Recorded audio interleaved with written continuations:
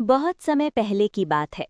स्वर्ग में देवताओं का राज्य था और धरती के नीचे अंधकार लोक, जहां राक्षसों का वास था।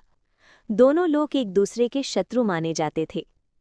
अंधकार लोक के राजा राक्षस राज कालदंत की एक बेटी थी, माया।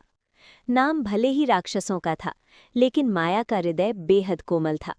उसे फूलों से प्रेम था, घायल पक्षियों की सेवा करना अच्छा लगता था और वो हिंसा से घृणा करती थी। एक दिन माया भूलवश देवताओं की सीमा के पास पहुंच गई। वहां उसकी भेंट हुई भगवान सूर्यदेव से। सूर्यदेव को देखकर माया डर गई, लेकिन सूर्यदेव ने क्रोध नहीं किया। उन्होंने उसके मन की शुद्धता देख ली थी। सूर्यदेव ने पूछा, तुम राक्षस होकर भी इतनी करुणामयी क्यों हो? माया ने उत्तर दिया, प्रभु, जन्म से कोई राक्षस या देव नहीं होता, कर्म ही हमें वैसा बनाते हैं। सूर्यदेव माया के उत्तर से प्रसन्न हुए।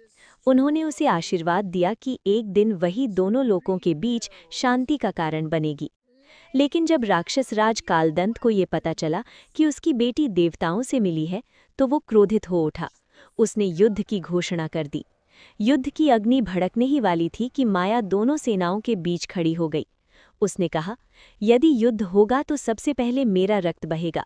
मैं राक्षस की बेटी हूं, पर अन्याय का साथ नहीं दूंगी। उसके साहस और त्याग को देखकर देवता और राक्षस दोनों स्तब्ध रह गए। सूर्यदेव ने माया को अपनी शक्ति का अंश दिया और राक्षस राज का हृदय भी बदल गया। उस दिन के बाद देवलोक और अंधकार लोक के बीच युद्ध समाप्त हो गया।